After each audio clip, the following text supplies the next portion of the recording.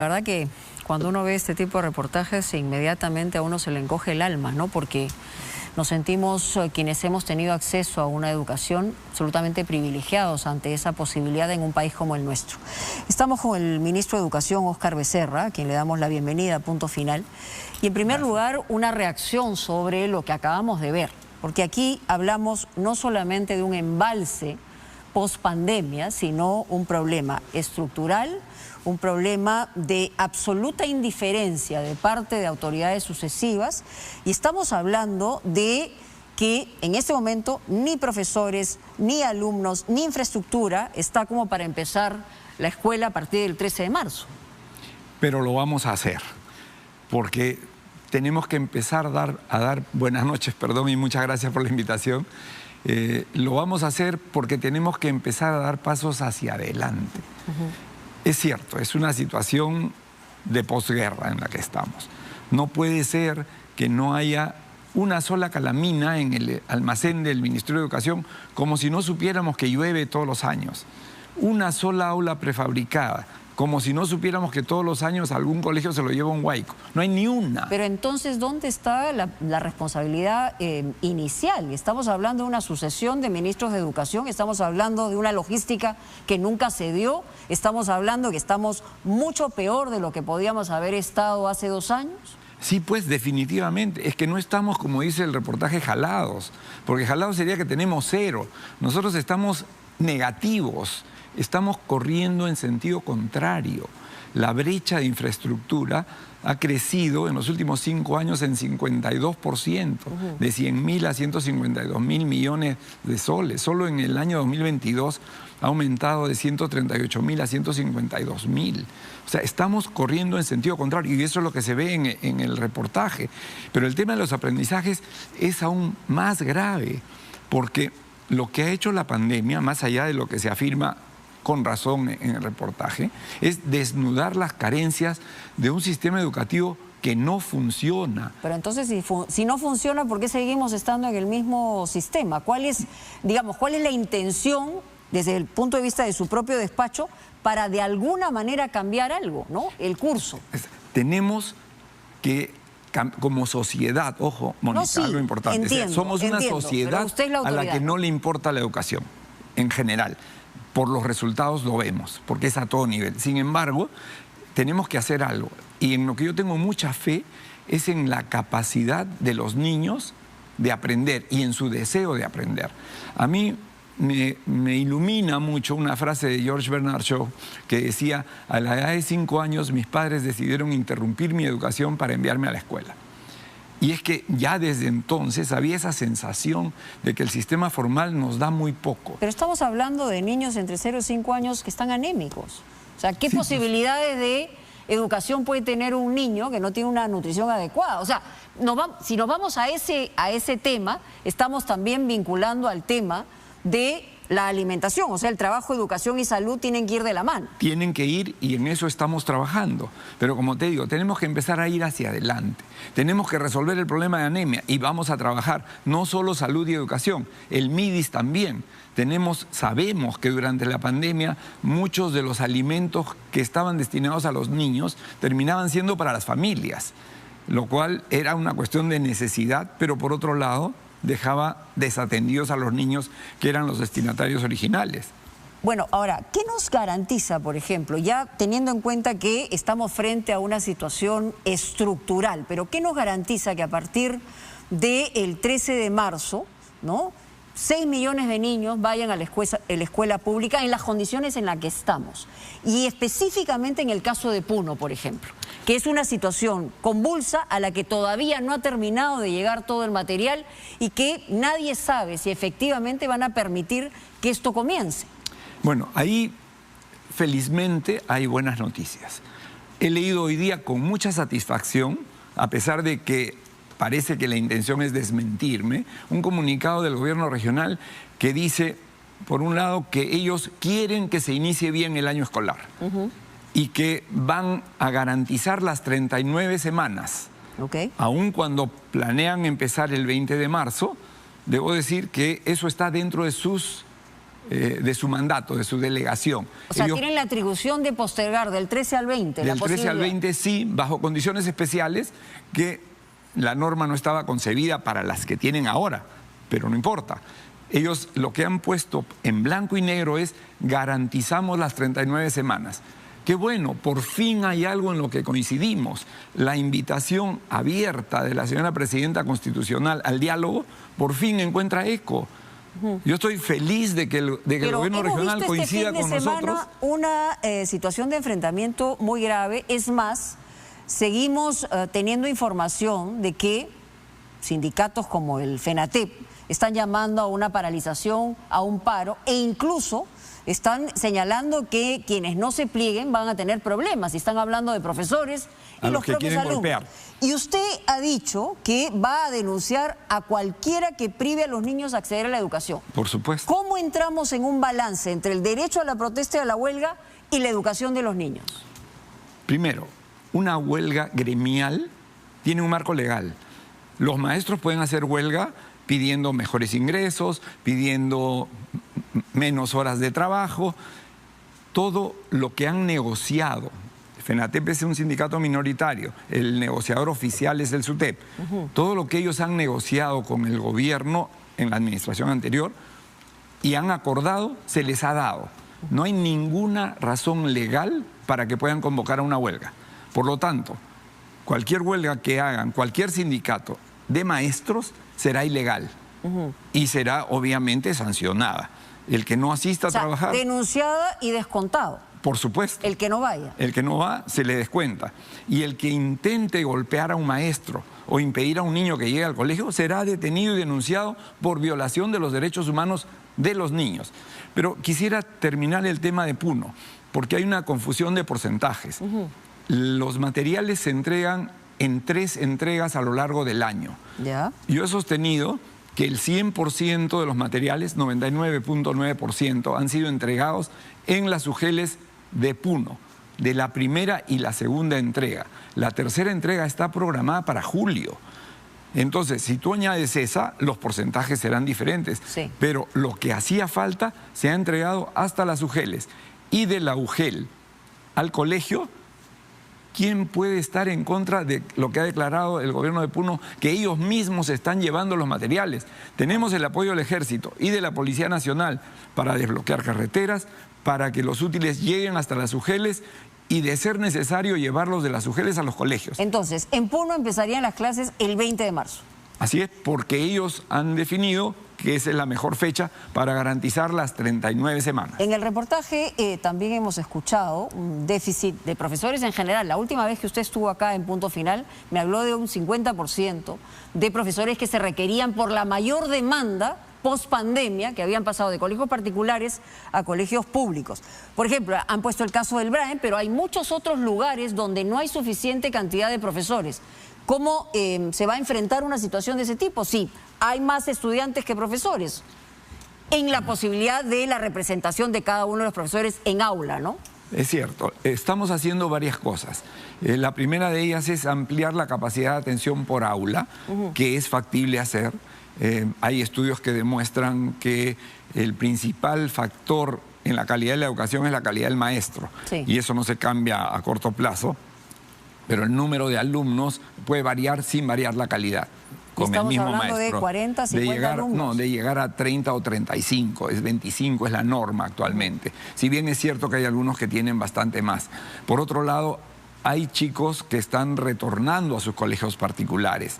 Y sí es cierto que hay un nivel de alumnos que han abandonado o han desertado, son dos conceptos distintos, de la educación pública y que están volviendo, y entonces es cierto que nos faltan plazas, y eso es más de mediano plazo. Esas cosas no se hacen en 3 meses. O sea, va a haber niños que no van a poder acceder a la escuela. No, va a haber niños que van a llegar a la escuela y van a estar en aulas más pobladas de lo que desearíamos. Estamos trabajando para que no haya un niño que quiera estudiar y no pueda. ¿A cuántos profesores adicionalmente han contratado en este periodo para este año lectivo? Bueno, hemos contratado casi 300.000 profesores en total, o sea, todas las plazas, 95, 98% de las plazas están cubiertas a nivel nacional. Correcto. En el caso particular de Puno, la cifra creo que es 95%. Sí es cierto que habían 2 o 3 UGELs que no habían contratado a nadie, pero eso era hace 2 semanas, no tengo en este momento las cifras exactas, pero estaban en el proceso de contratar. Ahora, hay un porcentaje gigantesco de aulas y escuelas que no tienen los 3 servicios básicos. O sea, es decir, con 10.000 soles que puedan generarle al director de la, digamos, de la escuela, no va a poder afrontar de ninguna manera la posibilidad de tener el acceso a servicios higiénicos, a agua, a desagüe y a todo eso, ¿no? O sea, es que, ¿cómo paliamos esto? Porque no se puede solucionar en un día. Si piensas en lo que hace falta, 152.000 millones de soles, 10.000 soles de mantenimiento, que es el máximo, es una burla. Y es algo en lo que tenemos que trabajar. Eso se planifica el año anterior. Este año, es más, para los colegios, para los COAR, por ejemplo, el mantenimiento requiere una licitación, porque las cifras son mayores. Los colegios emblemáticos, 10.000 soles no le alcanza a un colegio emblemático para cambiar el cloro de la piscina, por favor. Le hemos puesto una piscina y queremos darle 10.000 soles de mantenimiento. No tiene sentido. O sea, no ha habido inteligencia y cero conocimientos de lo que significa la logística para poder atender a esos colegios. Este año lo vamos a hacer. Este año vamos a ir al MEF y al Congreso de la República a decirle, si queremos que estos colegios sigan vivos y no siga creciendo la brecha, esto es lo que necesitamos para mantenerlos. Yo quisiera que usted me diga, digamos, al cabo de terminar el año escolar, este año que comienza a partir del 13 de marzo, ¿cuáles son las 3 cosas fundamentales que en su gestión pretende hacer para poder evaluar a fin de año qué es lo que ha pretendido? La primera. La primera, 1.041 colegios que están en riesgo inminente de colapso van a ser reemplazados por infraestructura temporal. O sea, colegios prefabricados, que no requieren ni siquiera saneamiento físico legal de los terrenos. Entonces, eso lo vamos a hacer y para eso necesitamos un proyecto de ley que declare en emergencia y modifique el presupuesto para poder asignar los recursos y gastar en aulas temporales que durarán de 10 a 15 años mientras se hace algo más estructural. Ese es el primer objetivo a fin de año. El segundo objetivo es mejorar el nivel de comprensión lectora promedio de todos los niños del Perú. ¿Dónde estamos ubicados? Entre los últimos. O sea, creo que es el 70%, o sea, es un porcentaje muy alto de los niños no entiende lo que debería entender cuando lee correspondiente a su nivel. Y muchos profesores tampoco, como hemos podido comprobar en meses recientes. Entonces, ¿qué vamos a hacer? Vamos a recurrir a la natural competitividad y deseo de aprender de los niños. Y en cierta medida me voy a copiar un poco de ustedes en el tema de los concursos, porque estamos convocando a un concurso nacional de comprensión lectora. 100.000 soles de premio. O sea, no ha habido en la historia del Perú un concurso en televisión que dé un premio de 100.000 soles. Y se lo vamos a dar a cada niño de un equipo de 3 a 5 niños que gane en la categoría de 3º a 5º de media el campeonato nacional. Bueno, eso es una buena noticia. Pero vamos, pues tengo que ir avanzando porque hay varios temas que usted ha generado también controversia. Uno de ellos es el cambio de constitución del tema de SUNEDU. Usted ha señalado que la SUNEDU era una especie de caja chica de un partido político. Inmediatamente la percepción ha sido que usted se estaba refiriendo al Partido Morado. ¿Usted ratifica eso o, digamos...? Yo no he dicho el Partido Morado. No, por eso, le pregunto por eso directamente. Y les he respondido por escrito a su carta notarial. ¿Pero diciendo, a quién se refería o a qué se refería? Yo me refería a que personas que han facturado consultorías a estas instituciones, al Ministerio de Educación y a SUNEDU, están registradas en el Partido Morado. El Partido Morado nunca le ha facturado ni al Ministerio ni a SUNEDU. Entonces quedamos claros que... Son personas. Estamos hablando de personas. ¿Y se puede decir de qué personas? Está en la Fiscalía en este momento. Son miles de personas, cientos de personas por lo menos. Acá tengo y por transparencia ustedes pueden pedir todo esto. Yo les puedo dejar el resumen de algunos casos, digamos, más o menos emblemáticos, pero sin ir muy lejos. Por ejemplo, Grade le ha facturado 1.951.000 soles al Ministerio de Educación. ¿Pero era necesaria esa consultoría? Porque también hablemos de consultorías y consultorías, porque si estamos hablando de un total, usted lo ha dicho, 700 y pico de millones. 728 millones de soles en 10 años, 72 millones de soles. Pero un comunicado señalaba 400 millones. Pero quiere decir que hay consultorías buenas y hay otras que probablemente no hayan sido las necesarias. Entonces, esa generalización lo que puede provocar es una reacción, digamos, me imagino con que claridad, sí, pero la reacción que me ha provocado a mí no está siendo es, preciso, ¿no? Si hemos gastado 728 millones, ¿qué ha mejorado en la educación?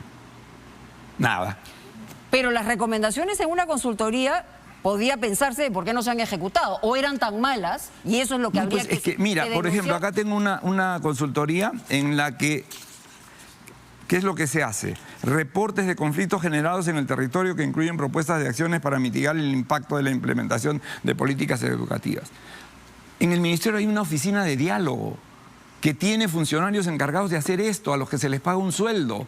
Y esos funcionarios contratan servicios externos para que hagan su trabajo. Ese es el escándalo. O sea, tenemos gente contratada a la que se le paga un sueldo para que haga algo y contratan con orden de servicio a alguien que hace lo que ellos deberían estar haciendo. Ahora, ministro, ¿usted ha tenido consultorías en su gestión? En la mía actual, sí. Hay algunas que ya estaban con las órdenes puestas y hay algunas que, teniendo la etiqueta de servicios de consultoría, son lo que se llama, por ejemplo, el fondo de apoyo gerencial que tiene el MEF para los funcionarios de alto nivel. Entonces, por ejemplo, la actual viceministra de Gestión Pedagógica, debido a que hay que seguir un proceso de filtrado, estaba trabajando gratis durante casi 2 meses, porque eso es lo que demoró que finalmente la designen. Entonces, pasado el primer mes y medio, la Secretaría General me dice, oye, esta persona... ¿Usted se refiere a Miriam Janet Ponce Bertil? Exactamente. ¿Pero ella trabajaba en el gobierno de Pedro Castillo también? No, ella ha empezado conmigo. Porque yo la he llevado al ministerio. ¿Registradas en el gobierno de Pedro Castillo? Puede ser, pues no lo sé, no creo, pero no lo sé. Para eso ha entrado la Fiscalía y le hemos entregado todo lo que tenemos, los 728 millones. ¿Y por qué esa consultoría era necesaria y probablemente otra? No, el Fondo de Apoyo Gerencial... ¿Como un apoyo, una asesoría? No, el MEF tiene un programa que se llama Fondo de Apoyo Gerencial. Cuando necesitamos un funcionario de alto nivel y el sueldo estándar definido por el FAG, ese. Entonces, ese paga a los viceministros, por ejemplo, y algunos otros funcionarios. Pero ella todavía no era viceministra. Sin embargo, estaba trabajando porque no podíamos parar. Entonces, por recomendación de nuestra área de personal, nos dijo, oye, una persona no puede estar viniendo acá trabajando, teniendo acceso al ministerio, si no tiene algún compromiso. Vamos a ponerla en el FAG para que tenga una razón para estar acá. Creo que duró 4 días en esa condición porque salió su resolución. Pero entonces, ¿qué dice su recibo? Dice consultoría de apoyo al Fondo de Apoyo Gerencial, ¿no? Correcto. Pero yo quisiera insistir en el tema de las consultorías. ¿Por qué? Porque evidentemente cuando uno habla de una cantidad de dinero tan grande, ¿no? Hay reacciones en cadena, porque muchas de esas consultorías probablemente eran necesarias. Pero aquí se ha vinculado con un sesgo ideológico, ¿no? De izquierda, y esa es la pregunta que yo le hago. O sea, hay una intencionalidad de parte del Ministerio de Educación de apuntar a gente que pueda provenir de ese sesgo ideológico y señalarlos como responsables de algo que han cobrado y que no debieron cobrar en una situación de ese tipo. O sea, lo que yo critico, independientemente de la ideología o del partido, es que si tú eras ministra o ministro, o viceministra o viceministro, y luego sales del ministerio, no regresas cobrando como consultoría, pues. O si eres viceministra, tu esposo no puede estar facturando en un organismo del Estado. Eso está... Hay una incompatibilidad, hay un funcionario acusado. O sea, sacarle la vuelta a la ley. Exactamente. Y por último, es una falta de integridad. ¿Y dónde se está investigando y cómo se está investigando? La gente y la ciudadanía tiene digamos, el derecho de tener acceso a esa información. Sí, por supuesto. O sea, por transparencia pueden pedir todo. Es más, yo he denunciado esto porque me parecía escandaloso y a raíz de eso el Congreso está nombrando una comisión investigadora, pero la Fiscalía, a pedido nuestro, se ha acercado a las oficinas del Ministerio y ha pedido una cantidad enorme de información que estamos trabajando para entregarles. Y les vamos a entregar los 728 millones. Y de ahí resultará lo que ellos encuentren. Ese es su trabajo, no es el mío. Y espero que lo hagan bien. Y nos dirán, miren, señores. Pero estamos hablando de los últimos 10 años, ¿no es cierto? Claro. Estamos hablando de la última década. Sí. Varios gobiernos. Varios gobiernos, claro. Y entonces saldrá, mira, acá hay estos. Lo que estadísticamente llama la atención es que miramos al azar 20 consultorías y resulta pues que 18 tienen la misma orientación ideológica. Defienden las mismas cosas y no ¿Pero son qué es lo que le necesarias. incomoda? Usted me acaba de decir que no es un tema ideológico. ¿Qué es lo que le incomoda? ¿Hacia dónde está dirigida esa recomendación que puedan entregar esta línea ideológica? Me incomoda, por ejemplo, que haya un reporte de no sé cuántas páginas que son casi recortes de periódico y que termine recomendando que hay que apoyar la agricultura. Y esa es la conclusión de la consultoría, ¿no? O que gastemos cientos de miles de soles o decenas de miles, o la misma persona facture 8 veces en el mismo año por consulta. Eso se llama fraccionamiento y es delito. Entonces, eso es lo que me molesta. No si pertenecen, o sea, no me importa a qué partido pertenezcan. Está mal. Bueno, la próxima semana se ha anunciado una cantidad de lluvias torrenciales. Tenemos un problema que hemos señalado en varios lugares del norte del país.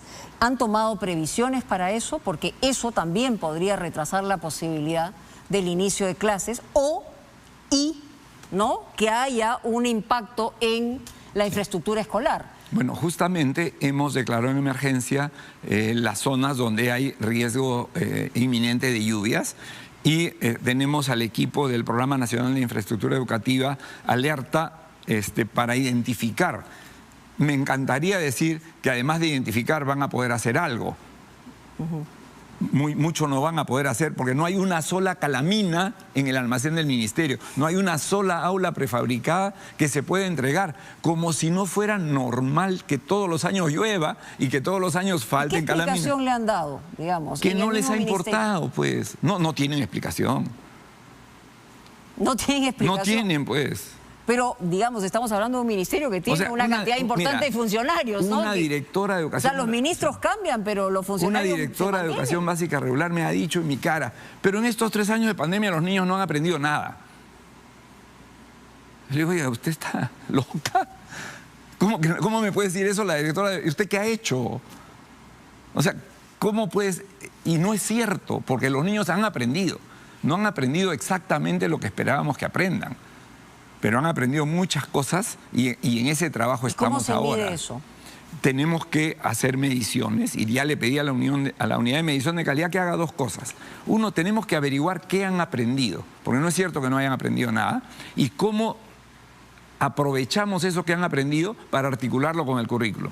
Pero la otra cosa, que es más estructural, más de largo plazo y más no solo del Perú, es que yo casi podría apostar, pero... no estoy seguro porque no he hecho la medida, que si nosotros medimos lo que los niños aprendieron supuestamente hace 3 años, sí, que aprendían bien, ¿no? Para concluir, sí. ¿Ya? Eso se lo preguntamos hoy día y te aseguro que sus resultados son iguales y peores que lo que esperábamos que aprendan el año pasado. Porque lo que ha hecho la pandemia es desnudar las carencias del sistema educativo formal. Y tenemos que mejorar eso. Ministro, gracias por estar con nosotros. Lamentablemente siempre el tiempo es tirano. Sí, muy gentil, y sí le vamos a pedir esa información porque es importante tener por transparencia y poderla evaluar desde nuestra unidad de investigación. Muchísimas gracias. Vamos a ir a...